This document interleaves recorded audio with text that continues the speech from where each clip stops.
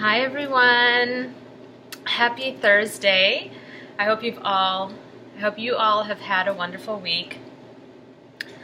Oh my gosh, this is take 2, so I hope this time around it's I thought I was recording earlier and I wasn't. So anyway, so I will discuss today negative self-talk and how it affects us and where it stems from. And this is again from my experience, and I'm sharing with you guys what has helped me along my journey. So, negative self-talk comes from our conditioning, of course. How we view ourselves is really how we view this material world. You know, we are, of course, multi-dimensional beings that are having a human experience, and through this form and through this body, and with our perception, we are viewing this material world. And so it differs from person to person because obviously we have different viewpoints. And so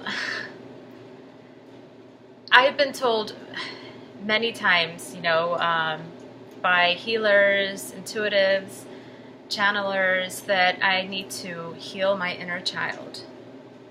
And this is something that I totally had trouble with because I had such a happy childhood. I could not pinpoint, you know, like, what is it that I need to heal? And, you know, it can vary for all of us.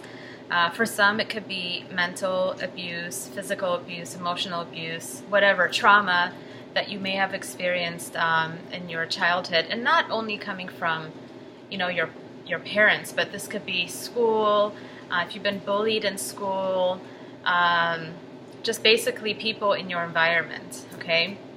And this isn't about placing the blame on anyone and saying, you know, you ruined my life or whatever. This is all about healing and understanding, okay? Understanding why things are happening for us. Definitely there's karmic ties in that regard, why you incarnate in the families that you have incarnated into and why you face certain situations growing up, mainly is, of course, for expansion. It all depends on how you view it. You know, I've had to change the way that I view things. I've had to stop victimizing myself and looking at myself in that way, you know, that can take you to depression like it has for me. And so changing my views and perceptions and rewiring that conditioning is what I'm really going to talk about. And so how, like I said before, we perceive ourselves and the self-talk that goes on in our heads comes from conditioning. What you grew up hearing. If you grew up hearing, you know, the world is your oyster, follow your dreams, you know, you're free to do, you're free to pursue your dreams, your true desires. If you grew up hearing that, of course, you are going to grow up to perceive this world as your oyster. And anything that you really put your heart and mind to, you can achieve. And on the flip side of that coin, you know, if you grew up hearing, you know, you're never going to amount to anything, you're stupid, you're worthless or whatever, and therefore that forms that self-talk, you know, the negative self-talk, and that's how you perceive your reality in your world. And this is what we mean by your thoughts create your reality. You can choose to look at your reality in that way if you like. What I'm trying to say is, of course, we all have a choice. We're just not aware of it. If we're viewing our reality from an unconscious point of view, victimizing ourselves and thinking that everyone is out to get us, you know, we can't trust anyone, then yeah, that's what you're creating for yourself. And there's nothing wrong with that. It's a learning opportunity, of course. But at some point, you will reach a breaking point. You're going to finally realize, I do not want to live this way anymore. This is not working for me. This isn't serving me. You're going to run out of people to blame. and you're going to be facing it yourself. And when you come to that point like I have, and you're looking at your patterns and you're trying to figure out, pinpoint where it all started. I mean, it is important to find out where it started, but what's more important is what you're going to do about it, your next steps. Are you going to victimize yourself and stay in that depression state of mind, or are you going to try and change it? And so I went through all of this. I went through depression. I was the victim. And I realized, when I present myself to the world in that way, those are the types of people that I attracted in my life. And so it was almost like throwing gasoline on fire, really. And so the steps I took, and I am still doing this, by the way, to heal my inner child and to change the way that I viewed myself. I mean, to give you all an example of what it was like for me going through life, viewing myself in a negative light. I did not like my hair texture. I did not like my curly hair. I had relaxers. I kept my hair straight all the time. I wore loads of makeup. I did not like my lighter skin. I used to always sit out in the sun. I mean, this is all external, of course, but it was stemming from some place deep down that needed healing. It's the culture that we grew up in. What culture defines as beauty. We want to identify with that. And so we are leaving ourselves and identifying with certain images. And so that was the root of it for me. I had to start rewiring all of that. I realized that's what was causing the unhappiness and the depression. And the people that I was attracting were only for people that only wanted to get to know me for my external values or looks. Always wanting to have that deep connection with someone, but when you focus so much on the outer shell, it's kind of hard to have that deep connection because you're not even connected to yourself. And so once I figured out what I wanted and what types of relationships that I wanted to attract, I went to work on myself. I started going natural with my hair. Small steps like that. Wearing less makeup. I barely wear makeup now. I am not saying no one should ever wear makeup, because I found in the makeup world it helped me express my creativity. And so I'm not knocking that at all, but this was my path to going back to myself. And so I started working on myself externally, and that seemed to change the way that I looked at myself. And then I started working on the inner worlds, how I felt about certain things, my values that I had growing up, my belief systems, I realized weren't working for me. So I started working on those, and then I started doing shadow work. Shadow work is important. It's all about, for me, recognizing the dark and loving it and healing it, and then allowing the light to come through. So it was all about balancing. I love saying mantras to myself as well. They're one of my favorite ones that I love to repeat. And it's so healing for me is, and I do this especially when I go into nature, when I go into the beach and into the water. I always ask Gaia to cleanse me and heal me. And so my favorite mantra is this. I say, as I go into the water, I say, Dear Spirit, Gaia, angels, archangels, please help me accept that which I cannot control.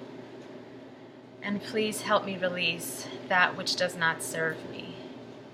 This has been something that I go to all the time, and I repeat over and over to myself. And there are others too. I write them down, and I post it all over my apartment, especially on my fridge, on my desk. And so It's all about restoring your self-worthiness. If you ever felt like you're not worthy of true love, you are worthy. You have it inside of you. It's all about bringing it to the surface. And then you're ready to share it with others, you know, the equal exchange. And so for me, healing the inner child mostly has been rewiring how I talk to myself, how I view myself. And once you start getting into practice and you're doing that and you're noticing the results, then you will start attracting people of like vibration. And this is how you change how you perceive the world, how you perceive yourself even. And forgiveness. If we're talking about healing the inner child, and if there has been trauma, part of healing the inner child is also forgiving. I haven't found any way around it. And so what has been so comforting for me in knowing is people would only treat you to their level of consciousness. I really had to hone in on that and just keep that in my subconscious. And remember, when I go back to revisit, these events for healing and releasing purposes, knowing that allows me to view it objectively without victimizing myself, without being taken over by my emotions. And so basically, if these people knew better, they would have done better, and whoever brought you to this state of mind also has their own battle that they're fighting, their own karma that they are trying to heal and release and cleanse, whether they're aware of it or not. We're all here to do that. And so I had to have that understanding. It could have been, kids in school that teased you. It could have been parents, family members, teachers that have programmed these thoughts in your mind that keep playing over and over in your head in the form of negative self-talk, because you start believing that about yourself. And so forgiving them releases you from their karma even, and from their burden. They're projecting their burden onto you. It doesn't necessarily mean, it's who you are. You are not defined by these thoughts. And this is why I say these thoughts are not yours. Even though they're coming from your subconscious, from your mind, they don't define you. They're not who you are. They're somebody else's that has been programmed in your head. And so that has been a tough journey for me because I've been working on forgiveness for a long time, and I couldn't figure out why it would be hard for me. Like, I would think I forgave, these people, but it always brings me back to a point where I am suffering. So this has been the most effective way for me to forgive and let go those in my past, is to understand their viewpoint, their struggles. And especially if this is a family-related issue, if it's your parents that have projected their negativity on you, you just have to remind yourself their parents did it to them. So this is like generations and generations of conditioning. And so it's all about bringing that cycle to a completion and healing yourself and your family as well.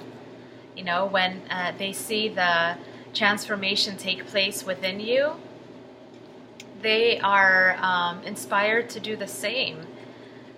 Your vibration changes, and that's what changes your reality. And so, yeah, absolutely, when you heal yourself, you will affect those that are around you. For them to just witness your transformation is healing for them. And it will encourage their transformation to begin, that movement to begin. The healing will start. And so this really is it that I wanted to discuss. It's still like a bit heavy for me because I'm still processing and going through this, but my God, this has been the most effective way for me to rewire my brain, really. It's all possible. You all can do it. We are more than prepared and equipped to do this. And this is part of our journey as light workers, as part of this timeline, this human race, this evolution that we're going through. It's all about completion of what was. And we are starting a brand new cycle. The new earth, as you some of you call it. The new earth is already here. It's here for us. It's available for us. But in order for us to be a part of the new earth, we must heal ourselves. And so yeah, I'm going to just leave it at that. I hope this is helpful to all of you. Thank you so much for viewing this, for your support. So much love to all of you. I'll see you on the next one.